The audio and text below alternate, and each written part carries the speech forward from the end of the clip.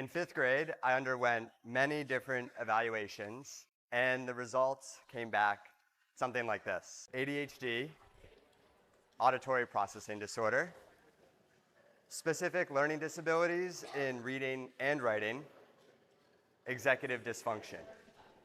It's kind of wild that I became an adult executive function coach and write weekly in a blog and a newsletter. But these results weren't much of a surprise to my parents or my teachers. In 2nd grade, it was obvious to them that I was falling behind. By 3rd grade, I knew that something was a little bit different about the way that I learned. That's when I started faking headaches to get out of spelling tests, which actually worked pretty well for a little while. My mom eventually caught on to that one. In middle school, I was absolutely terrified to raise my hand or read out loud in class. And by high school, with report cards full of mostly C's, my confidence hit an all-time low. I was stuck in what a lot of us call the ADHD shame spiral. Some of you maybe have seen or heard of something like this before, but it's the idea that a mistake or a perceived mistake creates negative self-talk. That negative self-talk can fuel guilt, limiting beliefs, probably more negative self-talk. Maybe we make what seems like another mistake. And all of this spirals into shame, which can be long-lasting. I think the ADHD shame spiral isn't properly named, because this spiral of limiting self-beliefs is about something much more than just one diagnosis. It's about something a lot of neurodivergent people experience, and that is executive dysfunction. As an aside, I really don't like the word dysfunction in there, and I think we have enough, there's enough D's and all this stuff already. I have not come up with a better term, so if anybody has ideas, come find me, let me know, because I'm open to something that just feels a little bit different than executive dysfunction. But for now, we're going to use it a little bit today. I believe that executive function skills are truly everything in the adult world. They're the key to living a healthy and wealthy life. They're essentially our brain's GPS. They allow us to set a destination, create a plan to get there, reroute when we make mistakes or we get off track, and eventually arrive at that destination, whatever that goal is. You can imagine how frustrating, how defeating, how shameful it might be to really know what you want to get out of life, but feel like you're unable to get there. Here's the good news. We can learn executive function skills. So that's what I hope to share with some of you today. The best way to learn these executive function skills kind of takes two shapes. One, and you're going to hear me say this a lot, is start small. So simple that you would be silly not to do it. And the other piece is through routine. So I know some of us don't love that word, routine. It's boring, maybe monotonous, possibly even dreadful. But I've chosen to not see routines that way. Routines don't have to start at 5 a.m. with a cold plunge. They don't even have to really follow the same pattern every single day, nor even happen every single day. The key to routines is that we're allowing our brain to have a prediction, to know what's going to kind of come next.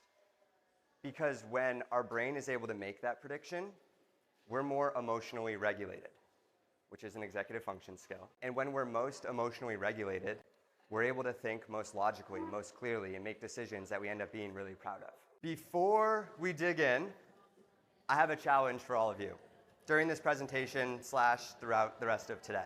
My challenge is for you to ask yourself this question.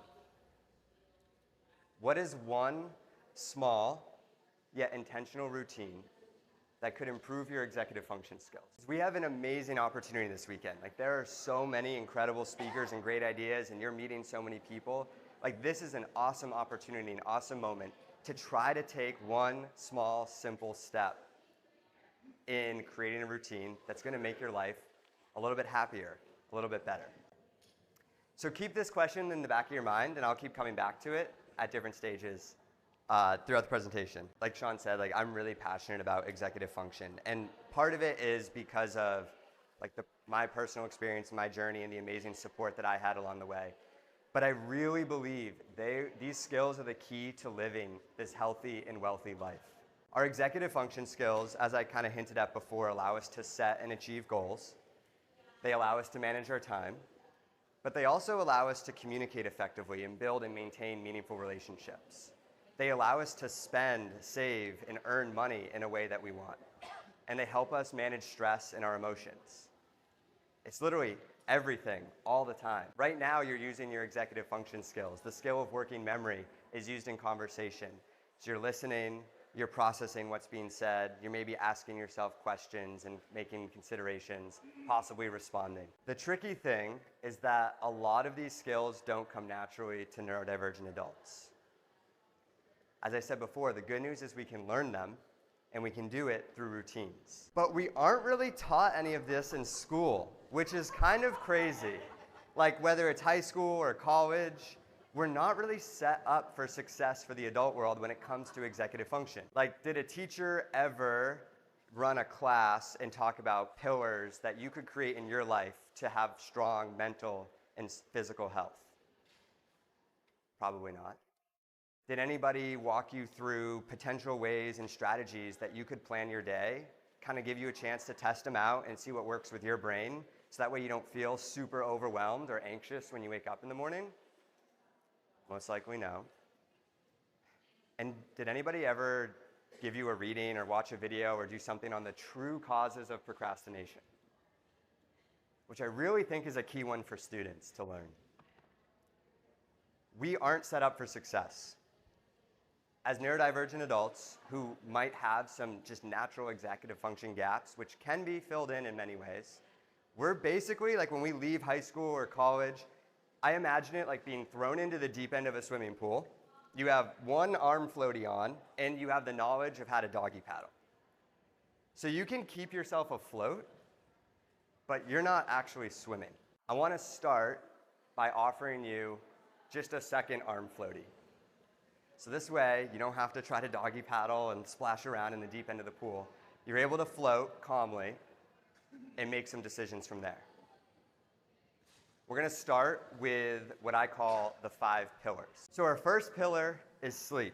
Everybody is different. Every body is different.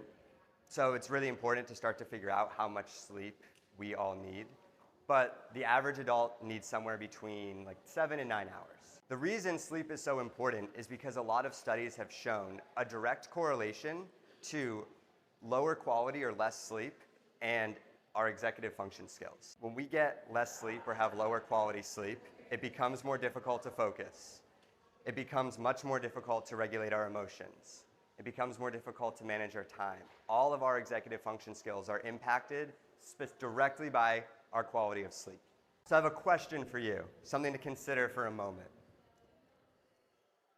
If you were to rate your average sleep quality on a scale of 1 to 5, 1 being like terrible, 5 being amazing,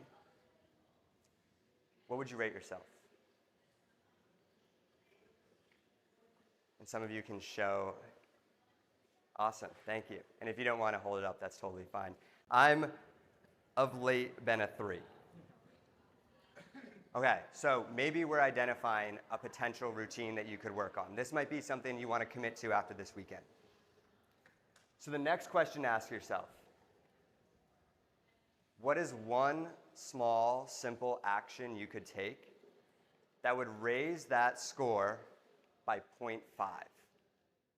When I was practicing last night, I was thinking about this because I was like, oh, I'm at 3, and I would rather be at a 4 consistently. My small, simple action that I'm committing to is I'm going to talk to my wife and let her know that my sleep hasn't been exactly where I want it, and I need some help like getting to bed earlier. Can you like get me off the couch or remind me of this each night in a specific way? I'm using accountability. I'm using pillar number 4, which we'll get to in a moment. A pro tip. This is one of those small, simple actions that legitimately, personally changed my life. 2 years ago, I started to charge my phone in the kitchen. overnight. I'm not sure, I think I heard this on a podcast or something. I was like, I think I can do that. I'll give it a try. I figured it would be great because I wouldn't be doom scrolling late into the night, laying in bed, and like we know that some of that blue light can impact our sleep as well. But the real change that I didn't expect was that when I wake up in the morning, my first action isn't to grab my phone. So I'm no longer now maybe stuck in bed longer than I want to be, losing track of time in the morning and then feeling rushed and overwhelmed before like my feet even hit the floor. And all that dopamine, that precious dopamine that my body has restored overnight isn't getting like just drained first thing in the morning. So maybe another idea for you, if you're thinking about something to commit to, is trying for one night to charge your phone in a different room outside the bedroom. You'll probably need to get an alarm clock, dig one out of the closet, get one on Amazon or something. But truly, it was amazing. Changed my life. Our next pillar is movement. If you are able, moving your body in some way every single day will positively impact your executive function skills. It boosts specific chemicals in our brain related to focus and energy. It'll give you more pride and more confidence. Like, it's pretty awesome. People who get up and move intentionally, that's better than a massive percentage of the population. That's something to be proud of. So now we're helping ourselves maybe slowly escape that EF shame spiral. It does not need to be anything crazy. It does not need to be an hour in the gym. It doesn't have to be a run, a walk, stretching, 5 air squats, wall push-ups, whatever it's gonna be. Intentionally finding time to move your body every day is extremely important. It's one of our foundations to executive function skill development. Pillar number 3 is nutrition. I'm not a nutritionist, but research shows that food that is good for our brain is also going to help improve our executive function skills. These foods are mostly whole foods and really aiming for like a balanced diet. We know that like highly processed foods, foods high in sugar, overeating, undereating, all of this can impact our brain health. And because our executive function skills are located in our prefrontal cortex, like this area right behind your forehead, we know that anything that's bad for our brain health is going to impact our executive function skills negatively. And any foods that are really good for our brain and give us energy are going to make it easier to manage our time, to initiate tasks, to stay organized, whatever executive function skill you're working towards. Here's pillar number 4 I mentioned before, community, which is cool because we have a lot of this going on this weekend. Accountability is key. Developing routines around executive function is very, very difficult. It can be done alone, but it's way easier with community. Seeking at least one person in your life who motivates you, inspires you, will call you on your BS when you need it, and really, really will support you in the way that you need is, I think, a mandatory part of your executive function journey. Question for you to consider for a moment. I recognize that building community is difficult, something I've definitely struggled with recently. But this weekend is really, this is what this weekend's all about, right? This is an amazing opportunity. Is there somebody you've met this weekend who you could add to your community? Could you schedule a body doubling session one time next week? Maybe scheduling some of those really boring, monotonous tasks for that moment in time. I wonder if there's somebody out there that you've met. Our 5th and final pillar is positive self-talk. So this one's tough. This one directly relates to the EF shame spiral. Learning, if we're thinking about the routine, I guess around positive self-talk, learning to note and notice that unhelpful language that we have spinning around in our minds is really your first step. And we're not like pushing it away. We're being careful not to create more negative self-talk. Like, I say something negative to myself and I'm like, oh, don't say that. Like, now I'm just like spinning even more. So learning just to note it and notice it is the first step. Paying attention to all those shoulds that we have out there, like trying to stop shoulding all over yourself is really helpful. Even last night, it was getting late and I caught myself. I was like, oh, I should practice. And I caught myself something I've been working on. So I've kind of developed that routine. And I'm starting to implement stage 2. So once you get in the habit or in the routine of catching the negative self-talk, we can try to replace it with something else. I caught myself shooting on myself, and I replaced it with, it's really important that I practice because I want to do a good job for everybody tomorrow. And just that replacement was enough to be like, all right, I'm going to do it. I'm going to just practice the first slide. So I'm getting really, really simple in my steps. I'm going to practice the first slide. And I ended up having enough energy to go through the entire thing. So this is the foundation. Our 5 pillars: sleep, movement, nutrition, community, positive self-talk. If you feel like one of your pillars is really like far down, a little bit more off than the others, probably just identified a potential commitment, a potential routine you could start building to improve your executive function skills.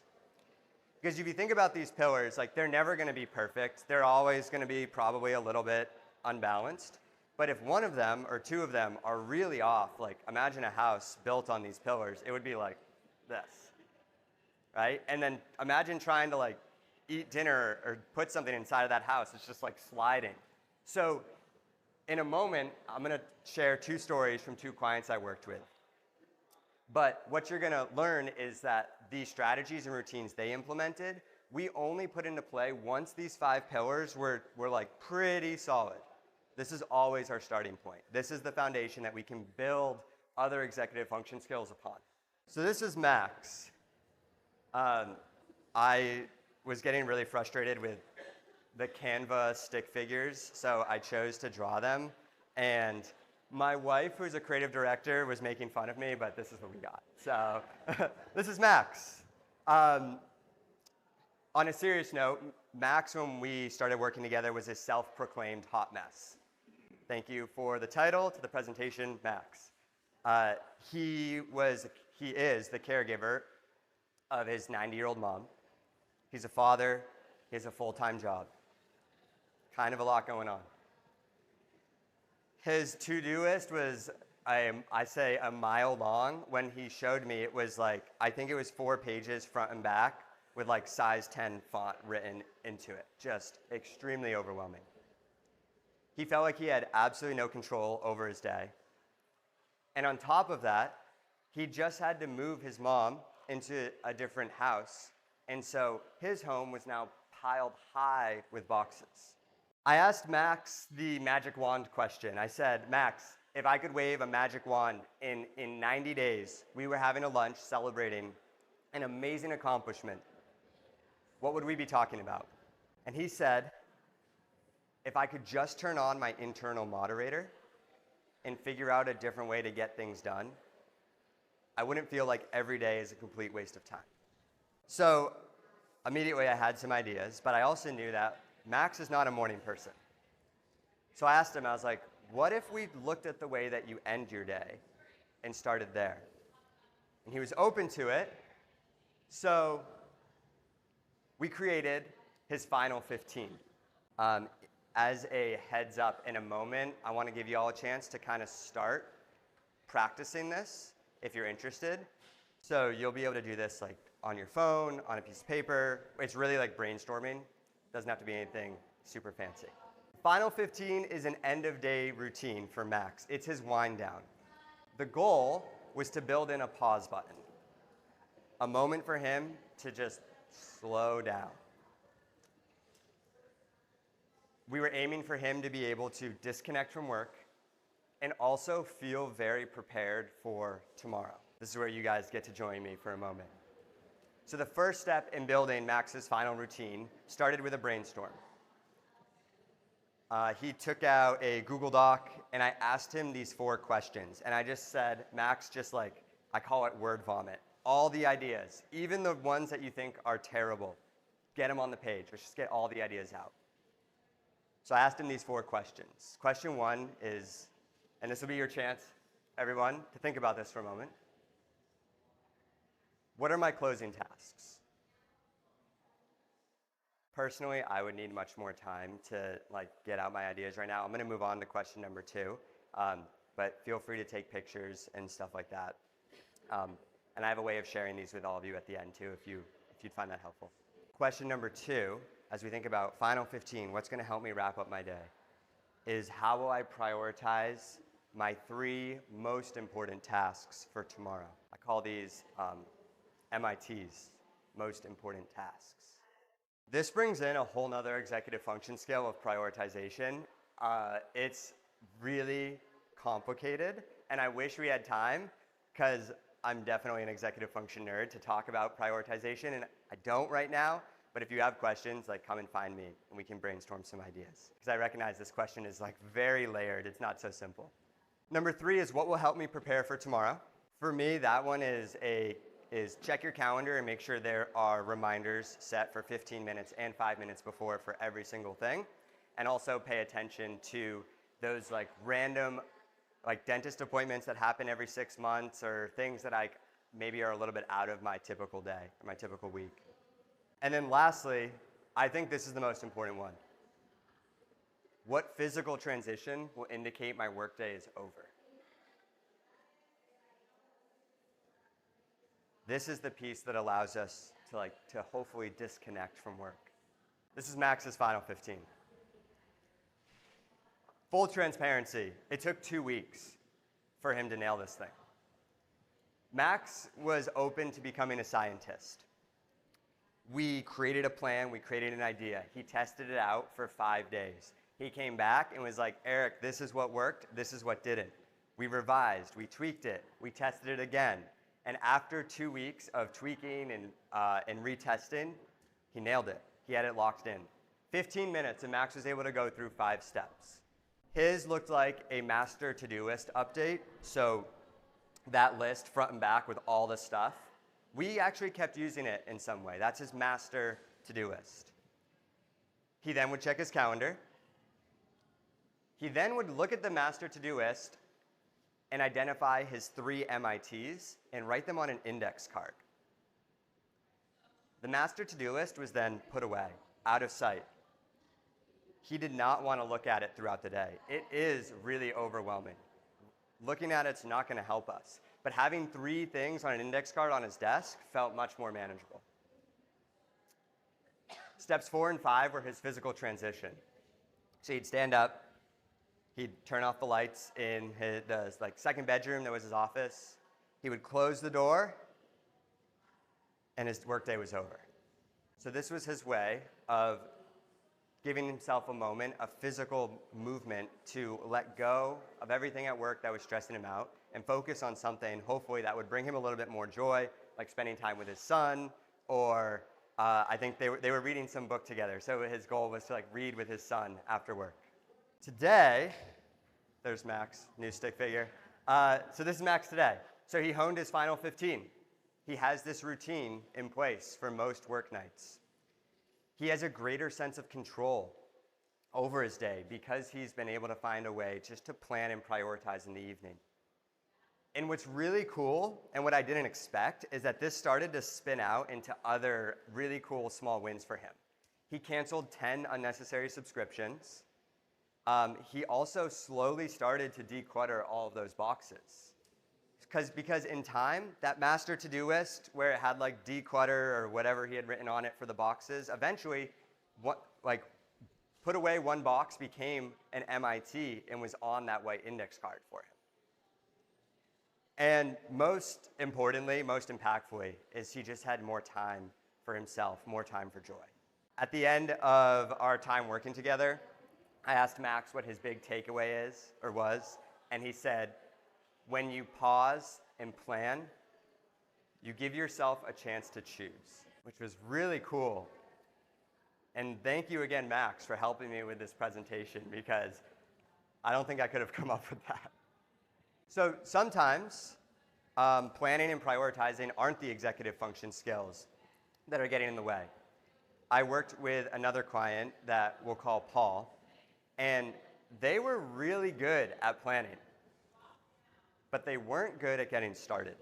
Paul was stuck in the procrastination cycle. Task initiation was the executive function skill that is most difficult for them.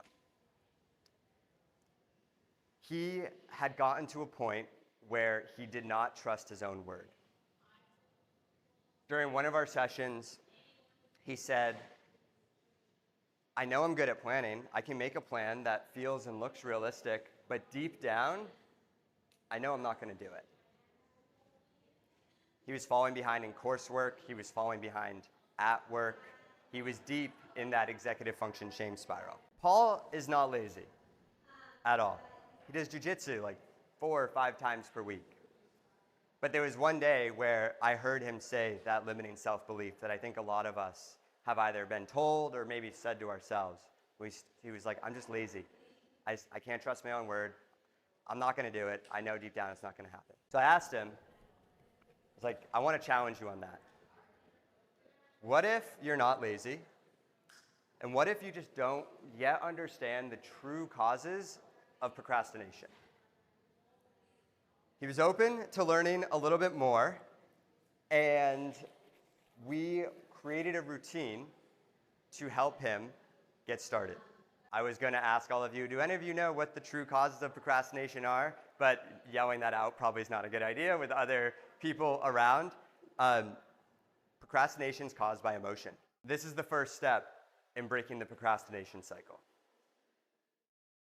Step 1 is to identify the emotion or emotions, sometimes there's more than one, that are getting in the way. Procrastination is always caused by one or a combo of these 4. Fear, anxiety, boredom, confusion. For Paul, it was, and he's not alone in this. For Paul, it was really difficult for him to narrow down into which of the 4 emotions was getting in the way. But it's a really, really important first step. He would say things like, it's none of those, it's dreadful. I'm like, okay, you're on to something because it probably feels dreadful. That is an emotion. Now, is that dread related to fear, anxiety? We were able to work through and get down to one of these 4 by using Gloria Wilcox's feeling wheel. So if you're kind of new at this, or if kind of identifying emotions and really putting a name to it is hard for you, you can Google Gloria Cox's feeling wheel, and I bet you'll be able to start to hone in on 1 or 2 of these 4 emotions that are coming up. Step number 2, once we've figured out the emotion that's coming up for us getting in the way, is to acknowledge and accept it. This is a very, very high level skill. I definitely am nowhere near mastering it at all. But if anybody attended Seth Perler's presentation yesterday, he said something that was really helpful for me. He said, when he was talking about, I believe, limiting beliefs, if you can believe it for a moment, just a split second, that's enough. And I realized, I was like, that's the key in step number 2.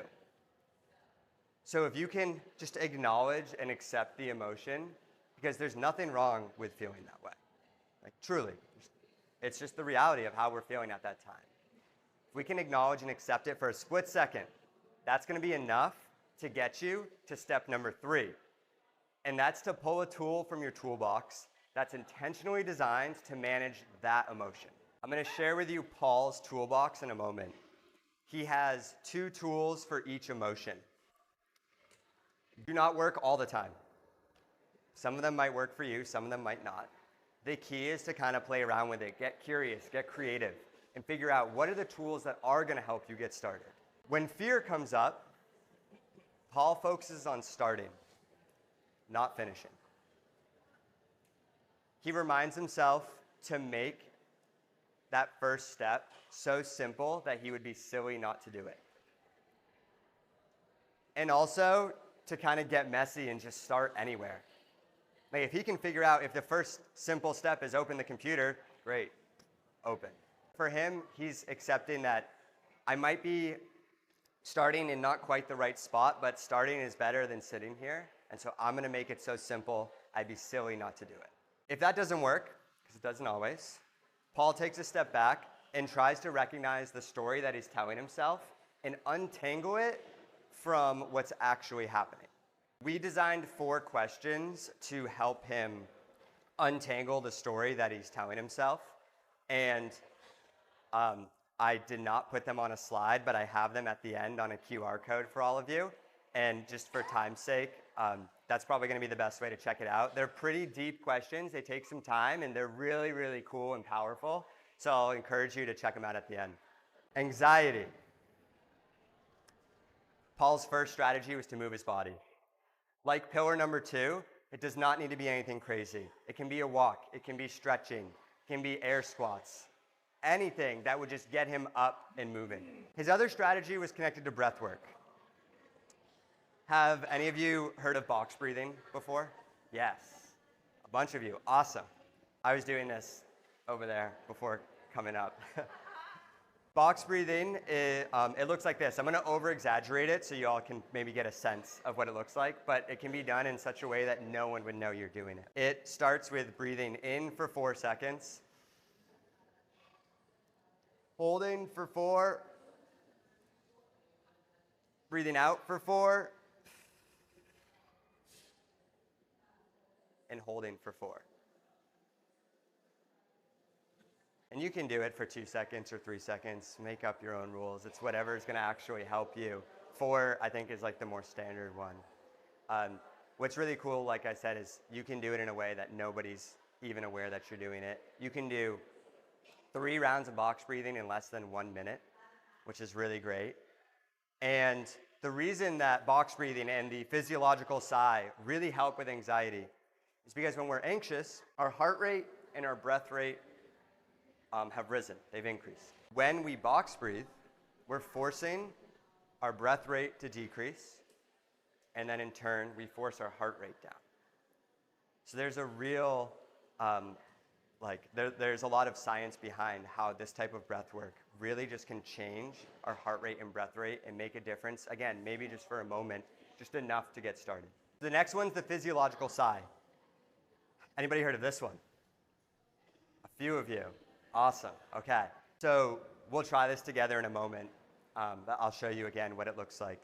So physiological sigh starts with like a nasal inhale. So you breathe in through your nose, then you take another quick short breath in, and then let it out. Let's give it a try together. Ready? So breathe in through your nose, small one, and breathe out. Do you feel different at all? I see some people nodding, some thumbs up. Yeah. That one's even faster than box breathing. And once again, and we're over-exaggerating it, you can do it when no one's even aware. You can breathe out through your nose as well. It's whatever is going to really help you just become a little more regulated. All right, boredom. We talked a little bit about body doubling with community, or 4 with your community. A lot of people have talked about body doubling. I have a weekly body doubling session on Tuesdays, and it is the most productive hour of my week, hands down guaranteed. I get so much done in like 50 minutes of work. Novelty is what also Paul tries to do when he's feeling really bored.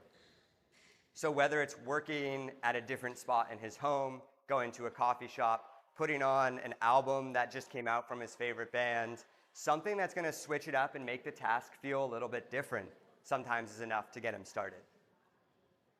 Lastly, he considers energy management. Paul's pretty good at planning. So he's able to kind of think ahead a little bit, find a task that he predicts might be really hard to start, and try to schedule it into his day at a time where he has the most energy, when he typically feels most motivated. This way, he's not saving that task for a time where he's already like feeling exhausted at the end of the day, and trying to really use energy management, even over time management, to handle boredom. Our last emotion that causes procrastination is confusion. This one comes up a lot more than we expect. Quite often, we cannot identify that simple, small starting point. So his strategy begins with using AI. Goblin tools with Magic To Do has become really popular. Anybody use it? Some of you? Yeah. So this is like a little screenshot. It's free, goblin.tools. You put in, like I put in wash dishes, any task, no matter how complicated or how easy some people might think it might be. And it will break it down into all the steps. It has the spiciness level. I have it at 3 chilies out of 5. Like the spicier you go, the more steps it creates. The less spicy you go, the more simple, or I should say the less steps it creates. So that's a really cool one. And it's great because it takes no time. You just put in the task, it breaks it down. Paul's is a little resistant to using it sometimes. He doesn't want to rely on AI to just give him all the answers. So he also uses ChatGPT. And he asks ChatGPT to ask him questions. So he'll say, I have a work report due in 3 days. It's about XYZ. I'm really stuck on how to start. Ask me 3 questions that will help me get started. This is cool too because I think it helps Paul in his career. It helps him develop more critical thinking and problem-solving skills. And if he still is feeling confused, which does happen, he asks for help. He uses his community. But first, he tries to come up with a solution, especially at work. He feels more confident approaching his manager saying, hey, I'm really stuck on this. I'm thinking I should start here. What do you think? And this is really cool too. We're at work, we're showing our managers and our bosses that we're really trying. We're coming up with a solution, but we're just not quite sure. And they love it when you come up with a solution first and then ask for help. So today, Paul has a lot more trust in his own word. He approaches these difficult tasks, the ones that he typically procrastinates, with that intentional routine, going through those 3 steps. He completed all of his coursework, which was awesome. He started applying to new jobs. And most importantly, he trusts himself. He knows when he makes a plan that it still may be difficult to follow through, but he has this routine in his back pocket that he can pull out and use to get started. This was his takeaway at the end of our coaching. Procrastination for him is not about willpower. It's about understanding emotions and having a routine to manage them. Executive function skills are everything. They are the key to building that healthy and wealthy life. We can develop them through simple routines, just one at a time. We can focus on honing our 5 pillars, but just one at a time. We could design our final 15. We could use those 3 steps to break the procrastination cycle and find out what tools are going to work for you depending on the emotion that comes up. And so I'm wondering, for you to consider, what will you commit to? And as a reminder, choose one thing, start small, and make it so simple you'd be silly not to do it. Thanks, everyone.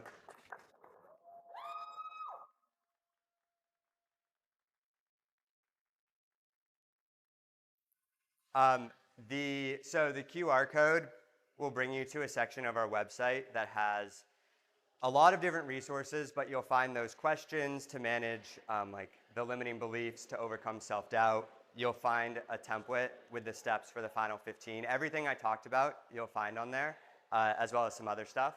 If you have questions, you'll have to come find me because I'm out of time. Thanks. Thank you, Eric. Another round of applause for Eric Kaufmann.